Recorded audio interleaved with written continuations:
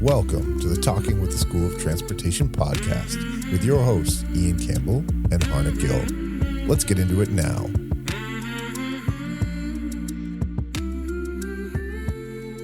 Welcome back to the Talking with the School of Transportation podcast presented by Centennial College. I'm Ian, and as always, I'm here with Harnek and Ian. Hello, everybody, and thank you for joining us.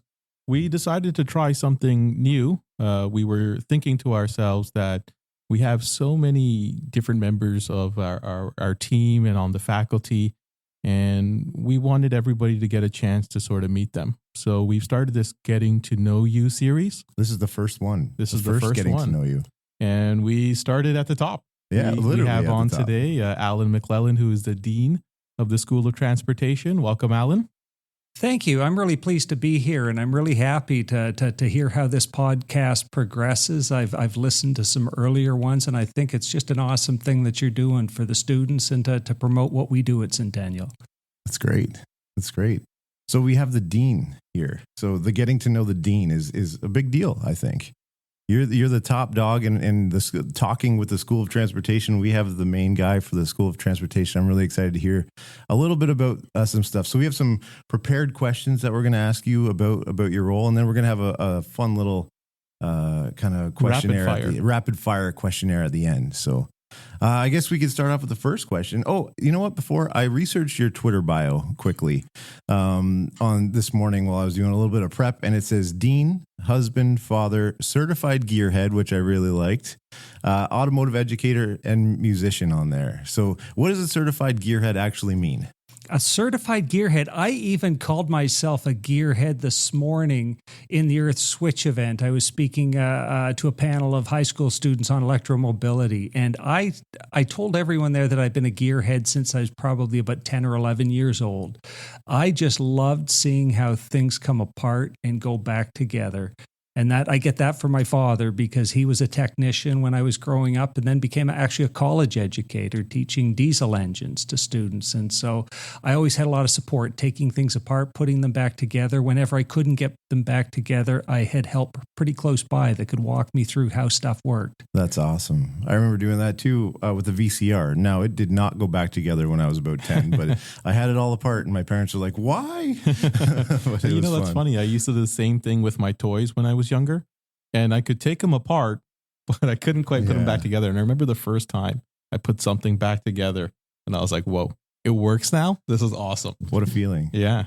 So certified gearhead. I'm going to have to steal it off you. I really like that. Yeah. There you go. You can be one as well. Awesome. I love it. And musician. And we had a chat when I first got hired. We chatted about guitars and musicians. And you're a big musician and you love to play and sing and do some of that stuff, right? Yeah. I've played music for probably about 40 years or so, or actually it's probably longer than that. So just really enjoy it. That's great.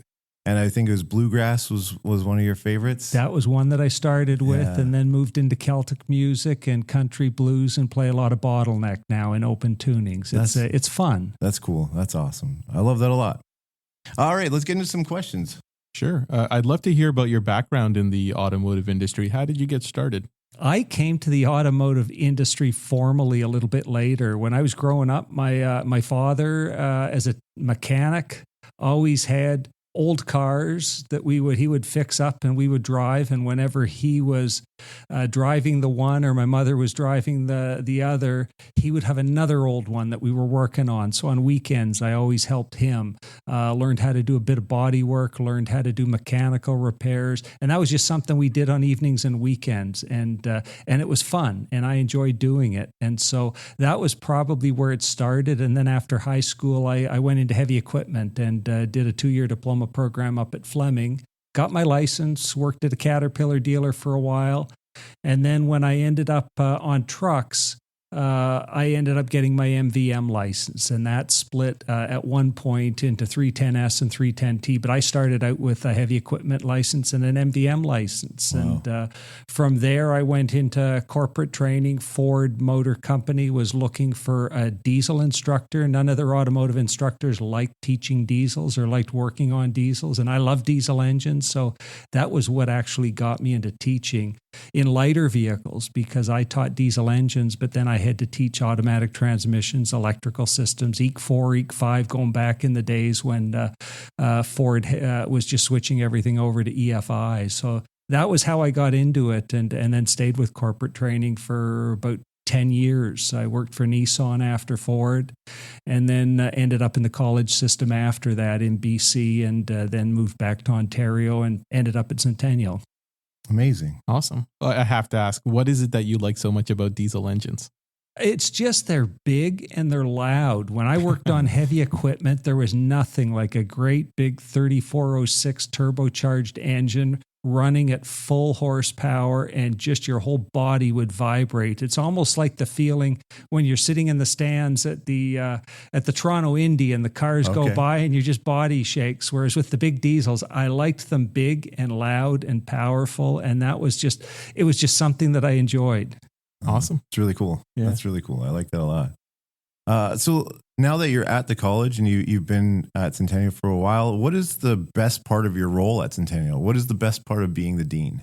There's so many different parts of it. I've been here now for 16 years, and I can't think of any one thing. I love working with faculty, people who are really into technology, into learning what's next so that they can then teach it. I really enjoy that. But by the same token, I love talking to students, hearing what really gets them into this trade or this sector, and hearing about their experiences and how they've gotten there.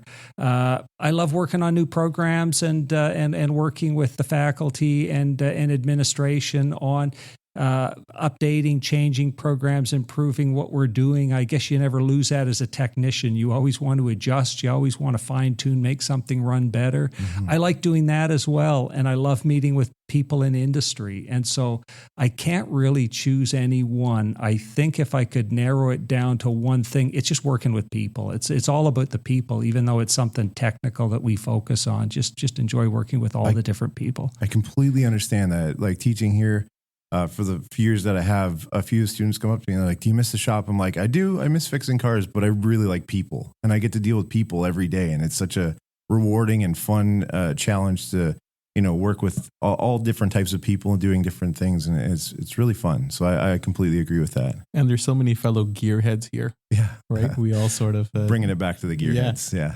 Well, even something when you take a look at, we're going to talk about Targa later, but just the projects I get to work on with faculty and with students, it's fun to step back into things.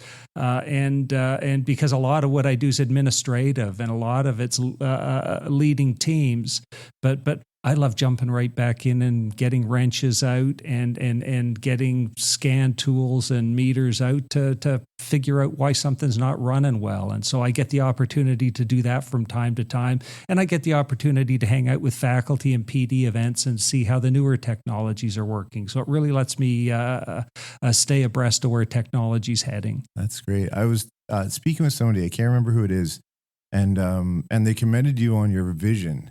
And not just your site, but your vision for the college and how you see above and beyond and bigger, and how does that affect the role of the dean too? And there's a lot going on with the college, and it's always moving and always advancing. And how does that factor into the role of the dean? It's something you step in and out of. So I think we had a curriculum committee meeting last week where we approved some model route changes, and the model route's just the assortment of courses that make up a diploma or a certificate.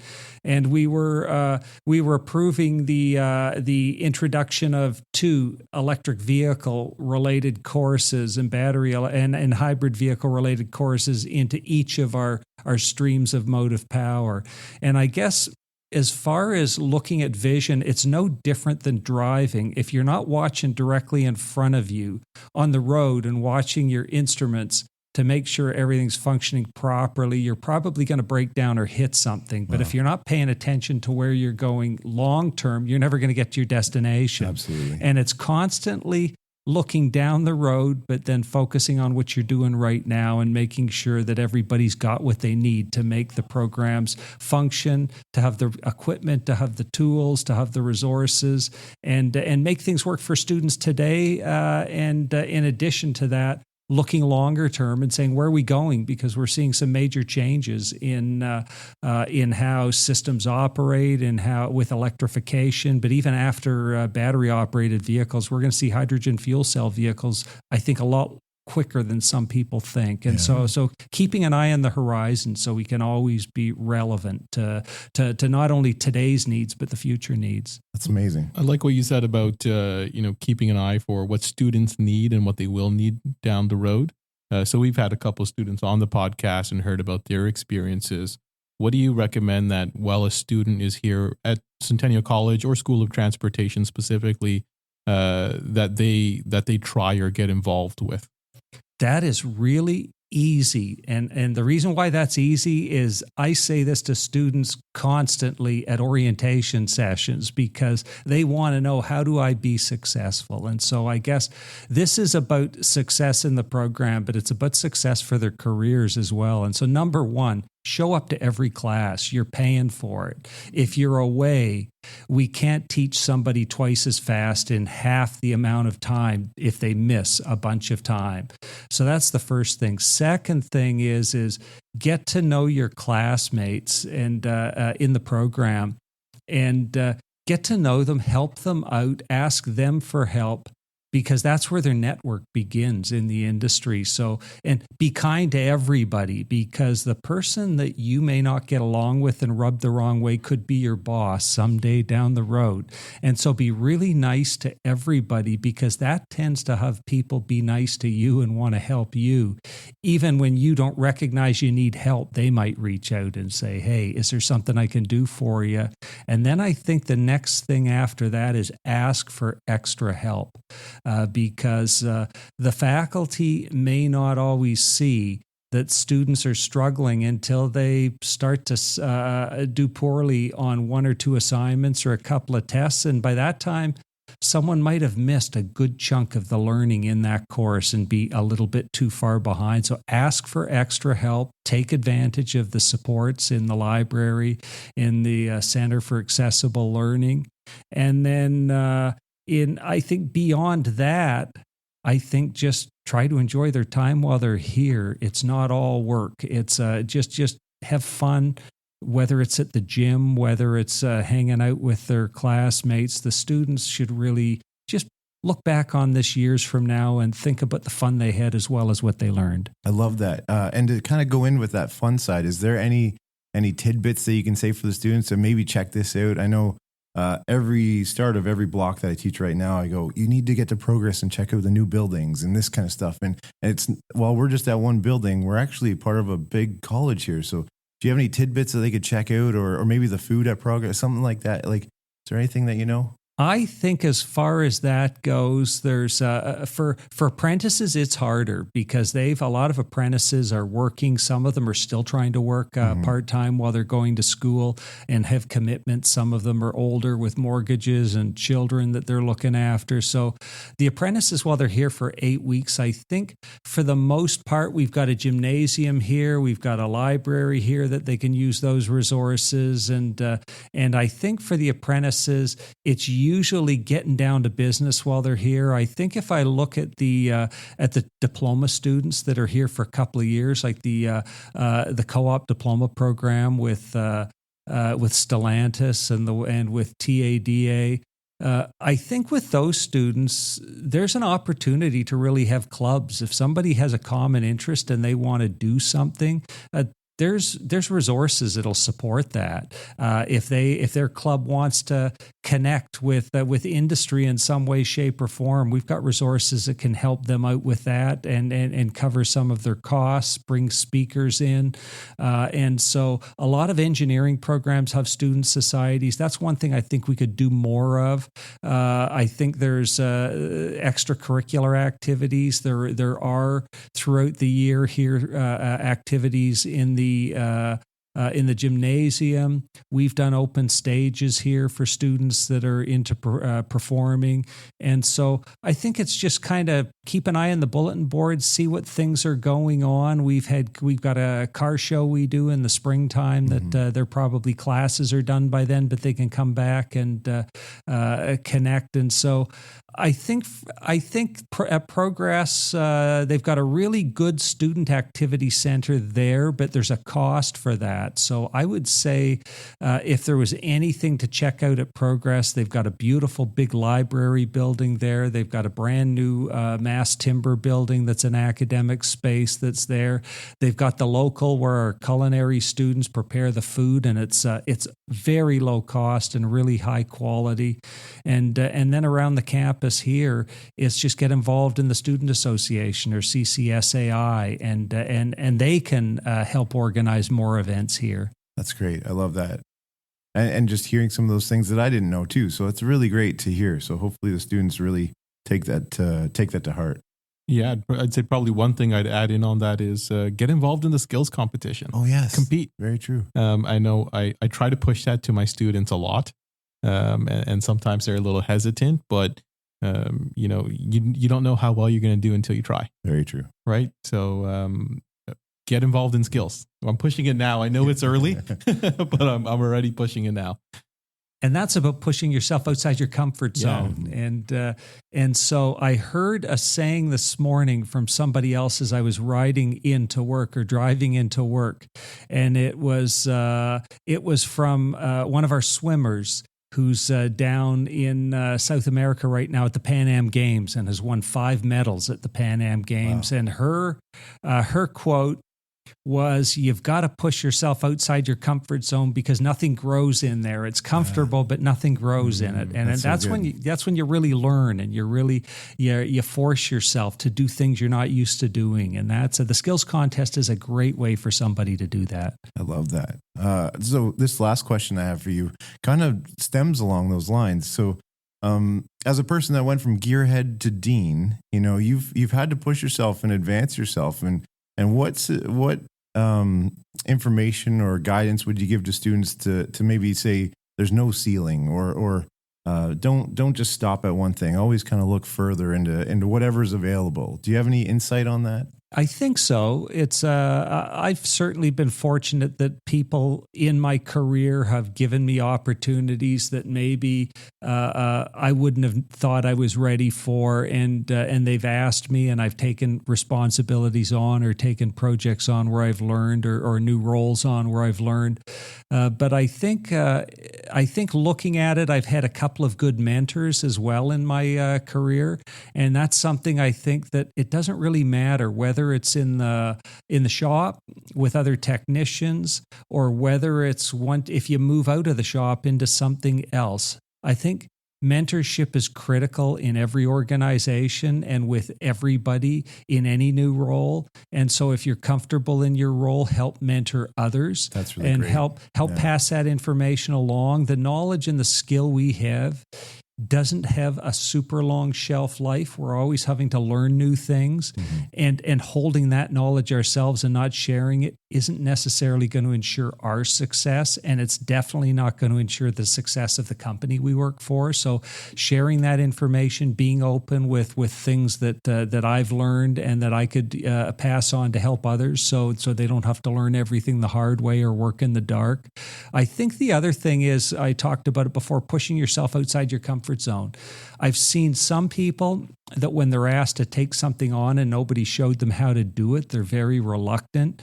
And my philosophy has always been, when someone says, "Do you think you can do this?" I've said on a lot of occasions, I really don't know. I've never done it before, but I'm willing to give it a try and do my best. I love that. And I think a lot of employers don't expect everybody to know something before they've done it.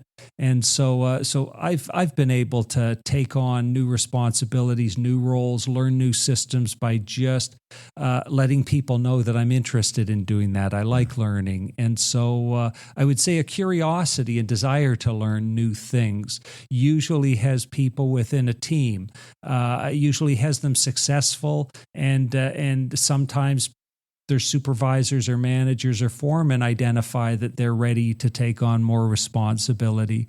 And then I think reach out and ask for help, because in a lot of cases, we may feel like we're struggling or spinning our wheels, but when we ask for help, there's there's ideas, solutions that come forward from others that we didn't even see or hadn't thought of. And or they'll get somebody else that they can say, wow, I don't know how to do this, but I bet this person knows. So let's go ask them and see if they know. And I would say with that, my career progression hasn't been very linear. I've bounced around to lots of different things and really enjoyed each job. But I hadn't really had any plan as to where I was going from one place to another. I knew once I got into training and as a technical instructor, teaching others, I knew I liked that, and that's what I wanted to do. And so at one point, I had to come back to Canada. I was teaching overseas, and I hadn't mentioned this before in the podcast, but my introduction into teaching was my wife and I had an opportunity with a development organization to go to a country in the South Pacific and teach in a vocational school. Amazing. And that was my first time ever teaching, and I knew nothing about teaching, and I had some other teachers in that school that helped me out, almost like you help out your new faculty here, and realized I liked doing that. When I came back into Canada, I looked and thought, what do I need on my resume? I could get a job in heavy equipment again, but you know what? I'm going to try and get another license. So I ended up in a truck shop and got my second license, and I thought about what I need on the resume. But once I got my license, I started looking for a teaching job again, and that led to Ford. And so I would say it's just having your eyes open. What are the doors that open up? What are who are the people you can learn from in each one of your jobs that you have? And then if something comes up that sounds interesting and you want to give it a shot, you just push yourself outside your comfort zone and try new things. I love that a lot. I took a couple things out of the whole episode so far. And one was be kind, and be kind leads to networking. And then if you're networking and you have a good team, you can be really curious and try things. So I love all those things that you said, because if you're curious and try things, you're probably going to get somewhere. And I really love that. That's awesome. Well, we have some rapid fire questions. We do. You want to start? This is the first time we're trying this rapid fire. Yeah. So we'll see how it goes. So my first question for you, and it's just off the top of your head, you don't have to think about it too much. And if you had somebody taking you out for a meal and money was no cost, what would you choose? Okay, that is a really tough one. I think probably seafood. Okay. Yep. A specific type of seafood? Or? It would be, I would say, with me, it's all about the place as much as it is about the food. So the seafood tower on top of the CN tower is probably what I would go for. That's great. What a great answer. Yeah. Yeah. Ambiance as well as the food. Yeah. Perfect. Awesome. If you had to pick a favorite movie genre, what would you pick? My favorite movie genre is anything by the Coen brothers. So I love Coen brothers movies. Okay. So Burn After Reading is probably my favorite, but No Country for Old Men, There Will Be Blood, Barton Fink, Raisin, Arizona, lots. I like Inside Llewyn Davis. I'm a big Coen brothers fan. Next to that would be anything by Martin Scorsese. All right. Awesome. These are great. These are working way better than I expected, so thank you. So if you could pick specifically the road, but any vehicle to drive on any road, anywhere in the world, do you have a specific spot that you want to take a tour? Robert Nakashima's Skyline GTR on the Autobahn. Oh, Nice. That's a brilliant answer. Green rims and all? Yes. Okay. Those green rims, I think they grow on you. All right. Okay. I love that. iPhone or Android, and why? I'm an Android, but the funny thing is, because the Android just is a little bit more streamlined in how it functions. Yes. But I'm switching to an iPhone with my next one because my spouse is a long time iDevice user, and I figure I've got to learn that iOS so I can help her problem solve and fix her things, because our phones don't work very well together right they now. Don't. We know that. Harnek's. Every time I get Ian's phone in my hands, I don't know what to do with it. Yeah, I have tried to get my wife to convert to Android and given up. So if you can't beat them, join them. But believe it or that's not, what it takes. I've got a funny story about that, because I was an iPhone user for about 5 years. My first college smartphone was an iPhone. I loved it, and my daughter, who is she's a software engineer, she convinced me to get an Android. And so I got the Android. Well, first of all, the college said, I don't think you'd like an Android. You'd be better with the iPhone. You'll find it more user-friendly. And so I ordered the iPhone, went back to my daughter who's in her mid-20s, and she said, Dad, they just looked at the color of your hair and decided you're not smart enough to learn an Android. And so I went back and changed, and they said, sure, we'll change. We'll just give your iPhone we've ordered to somebody else. So I changed to Android, and I cursed that Android for the first 6 months until I broke it. And my replacement was an iPhone for a month while I was waiting for my Android back. And I realized, you know what? I've converted. This iPhone is slow, it's cumbersome, and I like the way the Android works better. So that's a long-winded story. But I'm going back to iPhone. Well, we'll take you back for sure. What nonsensical thing or guilty pleasure do you have that you like to do just to relax? Whether it's I don't want to give any examples, but just something silly that you might do that's just something fun or relaxing or mindless, or, what would you do? I can't think of anything. I don't game. I like to read. So I enjoy reading. I love walking. My wife and I both enjoy British crime dramas. So watching TV. Okay. And then cooking. I like cooking. And so those are the things I do, but none of them are really guilty. I enjoy it. Those are all pretty respectable things to tell people are pastimes. Any weird comic that you like to read, or Calvin and Hobbes is your favorite? No, my favorite comic used to be The Far Side. And I enjoyed The Far Side. And can't think of one. Right. Sorry. All right. And what would be your favorite sport if you had to pick one?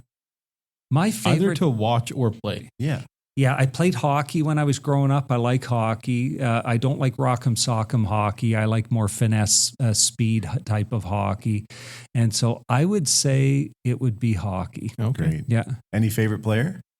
It's old, so I'm showing my age here. So Gretzky's probably still the best player of all time in my mind, and just some of the new players are absolutely amazing. But watching all of the really amazing players in the 80s and in the 90s, I still Gretzky would be classic, number one. Yeah, classic, absolutely. Yeah.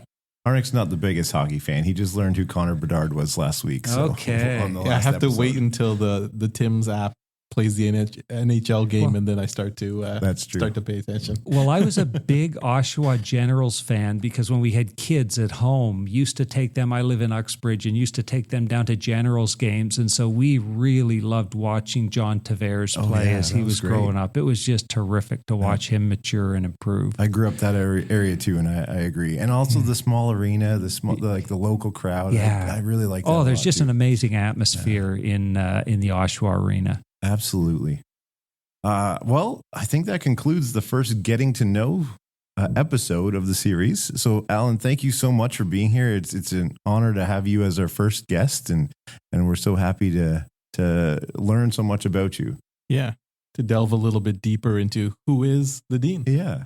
Well, thank you very much for having me on your show, and I look forward to hearing and learning about other colleagues in the school through future episodes. Thank you very much. Absolutely. So thank you for listening. If any of you out there have a topic, people you'd like to hear from, or ideas for the podcast, please contact us. The email will be in the description below. And until next time, see ya, folks. Take care.